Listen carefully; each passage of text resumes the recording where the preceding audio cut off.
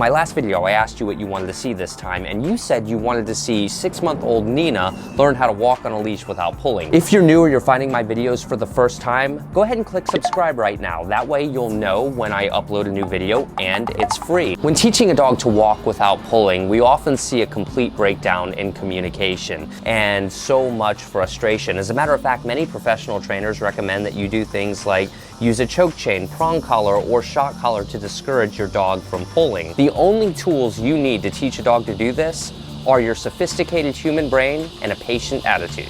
First, understand why dogs pull on a leash. Dogs walk faster than we do. Very often, the dogs that are pulling on a leash are the very dogs that were bred to have exceptional endurance and stamina, like hunting dogs or herding dogs or retrieving dogs. That is the complete opposite of walking slowly next to a person. Nonetheless, dogs have shown us throughout their history that they're highly adaptable to what we as people teach them to do. Do what you can to try and get that initial layer of energy out of them before introducing this concept to them. Dogs are much more receptive to learning once they've gotten rid of some of their energy. If you have a super high energy dog, you should not be relying on walks as your dog's primary form of exercise. Consider getting involved with something like dog sports or taking regular long hikes if possible. Dogs need to get tired and they need to have a proper outlet for that energy. When introducing a concept like this to your dog, it's important to do it indoors in an environment that they're familiar with, like your house. The last thing we want to say to our dogs is, hey, I'm going to teach you something new, and I'm going to ask you to do it in the most distracting environment possible. Think about it. When she's pulling, what is she saying? She's saying, I really want to get to there.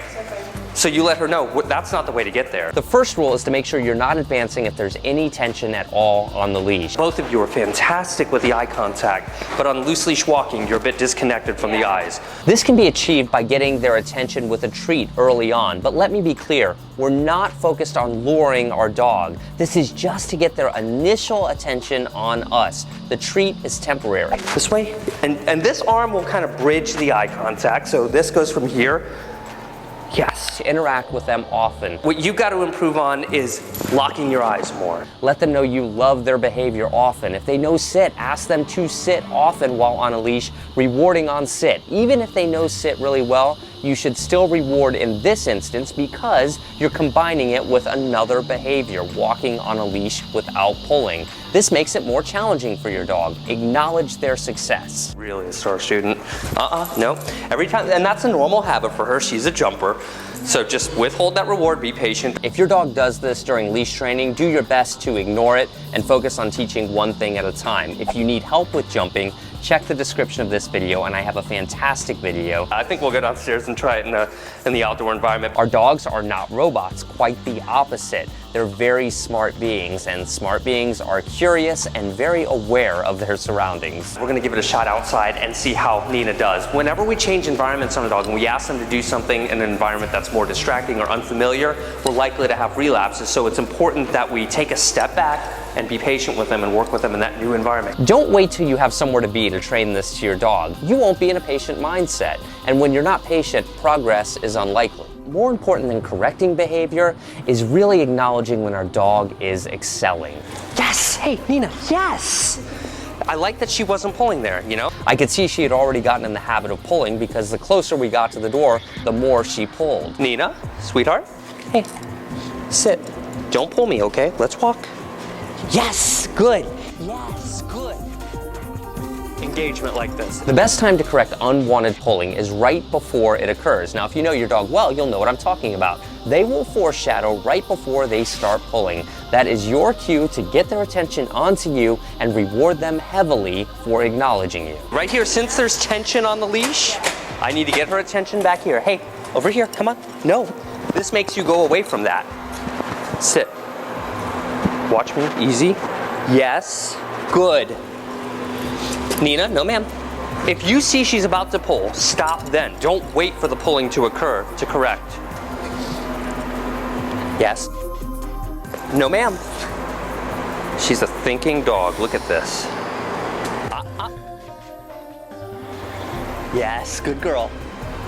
This is great. Remember, we want to change as few variables at a time on our dog. We're going to do the same thing we did upstairs, but now it's a new environment. And we're not asking for perfection, but we are asking for improvement. It is so important to work with our dogs on the things they know in various unfamiliar environments and to do it often. That's how we get them to internalize the behavior and really understand it. As you're walking and she starts to pull, you take a few feet back right here. And Jose brings up the obvious dilemma. We found we weren't able to move anywhere. Yeah, that's about right. That's how it's going to be in the beginning. I mean, you've got to get through that first layer. Walking nicely on the leash is baby steps. You can't build Rome in a day. Yes, good girl. And see, if I can get 2-3 steps in with no tension, I'm rewarding that all day long. Give them easy stuff to do, like sitting and sitting often, and reward on sit. This will keep them motivated and enthusiastic to learn. Yes, come on. Good, this way. Good, this way. Over here. Hey, Nina, sit. Yep. Perfect. Look at that. This is subtle, but observe how Susie resists the urge to tug on the leash when she changes directions. This isn't just about a more humane way to train a dog, it's about actually teaching our dogs to think. I like how you stuck with her there. A lot of people tend to just pull the leash there, but you stuck with her. When you see that attention is about to slip and they're about to go into pulling mode, insist on getting their attention back on you, again, rewarding them for the behaviors you like. Nina, look at me. Yeah, there you go. That was good. She started to die off and look ahead, but you got her. That is perfect. This is interesting. A real-life distraction presented itself. Nina, look at me. Sit. Nina, look at me. Good girl. Jose does a great job here of saying, I know you hear that, so do I know what it is, I know how to proceed, pay attention to me, let's keep going, please. Again, do this in your own way, but understand that dogs are perfectly capable of understanding these concepts. If your dog is so distracted, you may need to get in front of them to block their view in order to get their attention onto you. When you feel you have their attention, move out of the way, let them look at the distraction, but still communicate to them you want them to stay. Now we have a distraction coming, so we're gonna try and enforce sit, stay in real life. This is a wonderful opportunity to train in real world conditions. She's laying off the distraction. That's very good. Remember, we don't need to be terribly reliant on treats moving forward. That's because the environment will eventually serve as the reward. In other words, your dog gets to enjoy the walk without interruption as long as they're walking without pulling. Let's walk this way, walking. And look at this, this is 4, 5, 6, 7, 8. I like to count the number of steps I can get in reasonably without pulling occurring. Nina, sweetheart, this way. 1, 2, 3, 4, 5, 6, 7, 8, 9, 10, 11, 12, 13, 14. I mean, this. There you go. See that? That's what you love. When she's looking up at you, let her know in your own parental way how much you love that.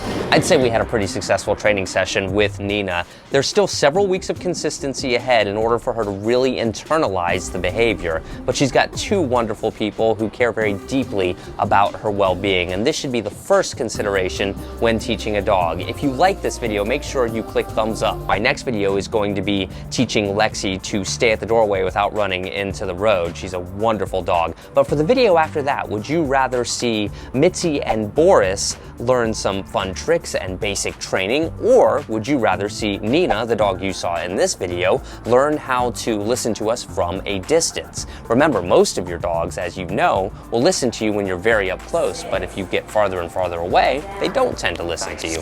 I'll show you how to do that if you choose that video. Okay guys, we'll see you next time.